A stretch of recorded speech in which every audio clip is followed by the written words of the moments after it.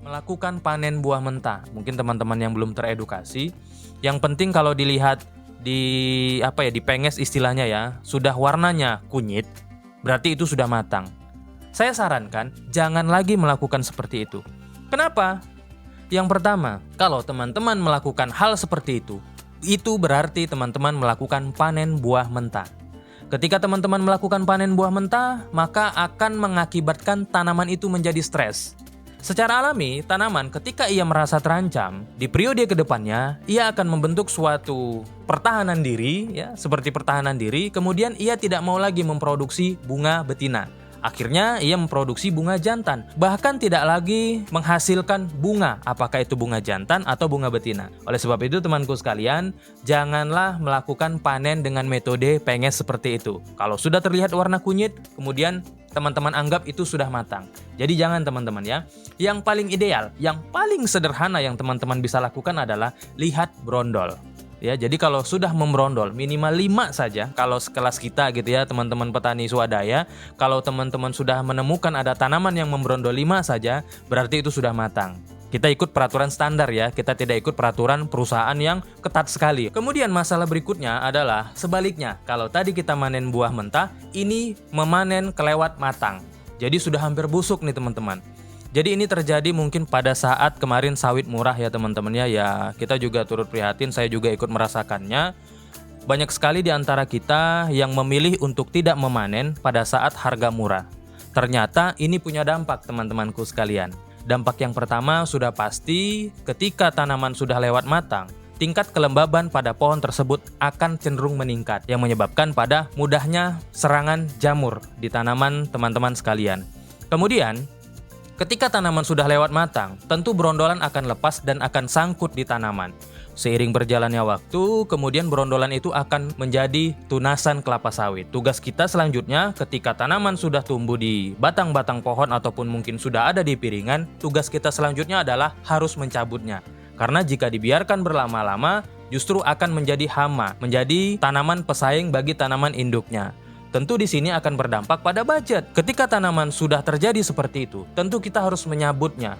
Ya, tentu kita harus mencabutnya, jangan sampai tanamannya tumbuh semakin besar. Kemudian masalah berikutnya adalah teman-teman, jarak tanam terlalu rapat. Mungkin ini kejadian yang bisa dikatakan jarang ya, tetapi ada. Jadi kalau mungkin teman-teman punya prinsip, kalau tanamannya semakin banyak dalam 1 hektar, teman-teman berpendapat bahwa buahnya juga nanti akan banyak pula. Justru ini salah teman-temanku sekalian. Jadi kalau tanaman terlalu rapat, jarak tanamannya terlalu dekat, misalkan 7x7 atau mungkin 8x7, ini ternyata punya dampak. Dampaknya apa? Yaitu tanaman justru akan berlomba-lomba memperebutkan sinar matahari. Ya istilahnya etiolasi. Nah, kalau sudah terjadi seperti ini, tanaman hanya tumbuh secara vegetatif, tidak generatif. Karena ia bersaing terlebih dahulu untuk memperebutkan sinar yang optimal untuk memasak makanan yang kemudian ditransfer ke buah dalam bentuk cadangan makanan atau kalau dalam TBS itu CPO. Jadi teman-teman kalau bagi yang ingin membangun kebun, pastikan jarak tanam ideal sesuai dengan yang dipersyaratkan oleh produsen kecamba. Ikuti saja, kalau memang 8x8 ikuti, kalau memang 9x9 ikuti saja. Karena itu sudah dipilih metode yang optimal untuk pertumbuhan tanaman kelapa sawit. Kemudian masalah yang berikutnya adalah yang sering kali terjadi yaitu jarang aplikasi pupuk organik. Ini mungkin menjadi masalah yang sering kali diabaikan oleh teman-teman bahwa hanya kita melakukan pemupukan anorganik atau sering kita kenal dengan pupuk kimia, itu sudah cukup. Itu salah teman-temanku sekalian. Kita ketahui bahwa tanah adalah media tanam untuk pertumbuhan tanaman kelapa sawit yang kita budidayakan. Pupuk organik mengandung bahan lain yang membantu tanah tersebut menjadi tetap hidup. Tanah yang subur adalah tanah yang mengandung 3 komponen minimal. Ada unsur hara, ada makhluk hidup, dan ada enzim. Kalau ketiganya ini cukup, wah ini luar biasa teman-teman. Efektivitas pemupukan mendekati 100%. Jadi dengan kita melakukan pemberian pupuk organik, kita akan menyumbang enzim, kemudian mikroorganisme, Kemudian zat-zat lain yang diperlukan untuk mengurai nutrisi ataupun residu yang ada di dalam tanah. Oleh sebab itu, teman-teman mungkin ada yang melakukan pemupukan tetapi tanamannya tak kunjung memberikan respon yang positif. Jangan-jangan karena jarang melakukan pemupukan organik. Jadi tanahnya sudah jenuh, teman-temanku sekalian. Kalau sudah kejadiannya tanaman jenuh seperti ini, mau teman-teman kasih pupuk dengan dosis 5 kilo per batang, contohnya urea, tanaman tidak akan memberikan respon yang positif. Karena apa? Tanahnya sudah memadat atau tanahnya sudah banyak sekali residunya. Maka tidak ada agen yang mengurai unsur nitrogen tersebut. Maka dari itu teman-teman silahkan dibuat budget. Dalam setahun minimal ada dimasukkan pupuk organik. Pupuk organik itu yang seperti apa? Yang pasti sudah melewati tahap fermentasi oleh dekomposer. Apakah itu dekomposernya bakteri, atau jamur, atau mungkin enzim-enzim lainnya.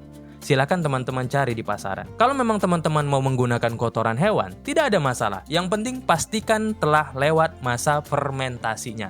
Jadi yang kita aplikasikan adalah bahan organik yang sudah mengandung C/N20. Nah, jadi ketika teman-teman sudah menambahkan pupuk organik, maka perlahan tanah yang telah mengalami kejenuhan akan diurai oleh mikroorganisme yang ada di dalam pupuk organik tersebut. Selain itu, pupuk organik juga mengandung unsur mikro yang jarang sekali kita dapatkan dari pupuk anorganik.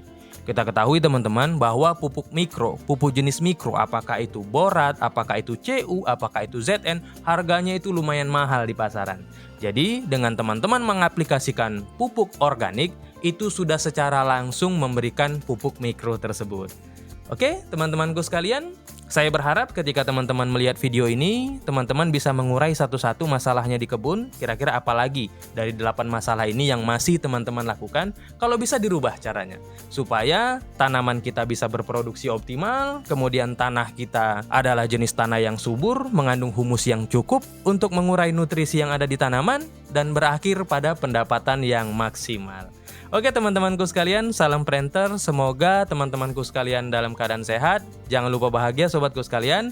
Terus dukung channel ini agar semakin tumbuh, maju, dan berkembang, dan share ke teman-teman lainnya. Sampai ketemu pada video berikutnya. Sampai jumpa. Terima kasih telah menonton, saudara.